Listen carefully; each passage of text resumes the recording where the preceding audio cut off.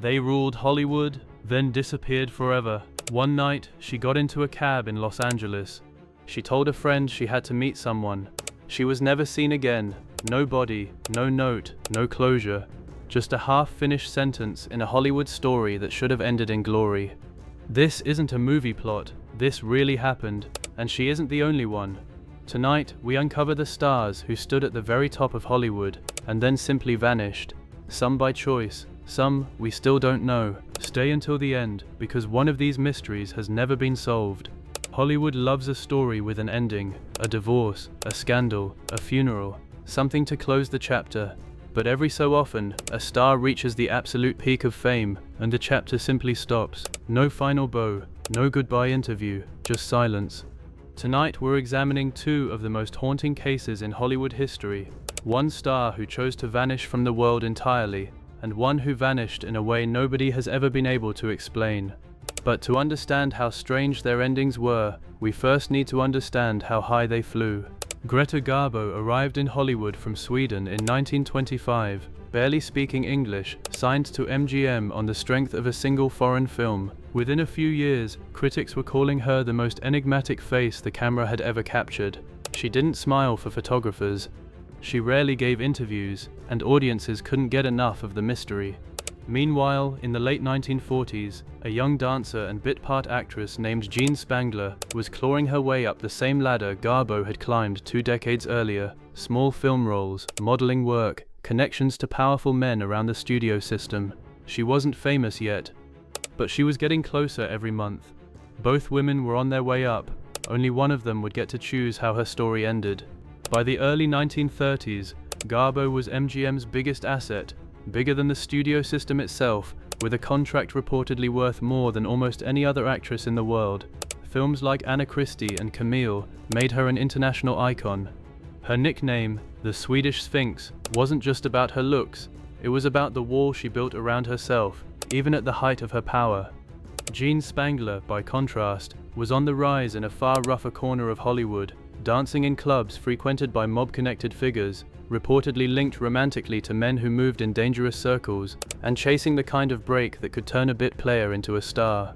One woman ruled from the top of a marble tower.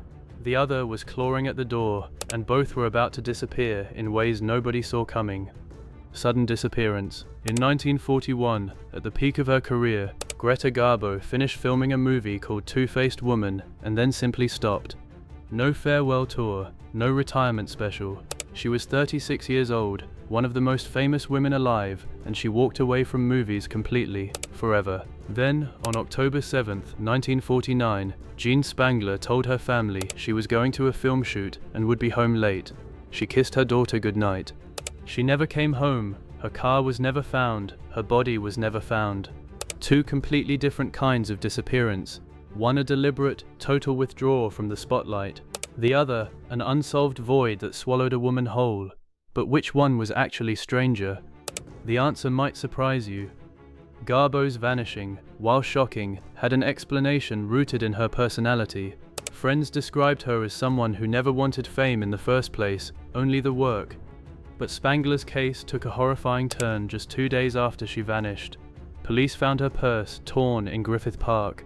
Inside was a note, addressed to a man named Kirk, referencing a doctor and the phrase "the baby." It hinted at something deeply troubling, and then the trail went completely cold. No body was ever recovered, no suspect was ever charged. To this day, the Los Angeles Police Department's file on Jean Spangler remains officially open, one of the only Hollywood disappearances from that era never resolved in any way. Vien bi ein bian, vien bi hein bi berev, zeden bind fadedind. Theories around Spangler's disappearance range from a botched illegal procedure gone fatally wrong, to mob involvement tied to the dangerous men she associated with, to speculation she simply fled to start a new life under a different name. None has ever been proven. As for Garbo, decades of biographers have debated whether her exit was driven by a fear of aging on camera, sheer exhaustion with the industry, or simply staying true to a personality that despised public attention from the very beginning. Unlike Spangler, Garbo's story isn't a mystery of fact, it's a mystery of motive, and that distinction matters more than you might think. Dadun tenandandur. Garbo spent the next 5 decades as one of the most famously private people on Earth, living quietly in New York City, walking the streets in oversized coats and sunglasses, refusing nearly every interview request until her death in 1990. She effectively became a ghost while still alive.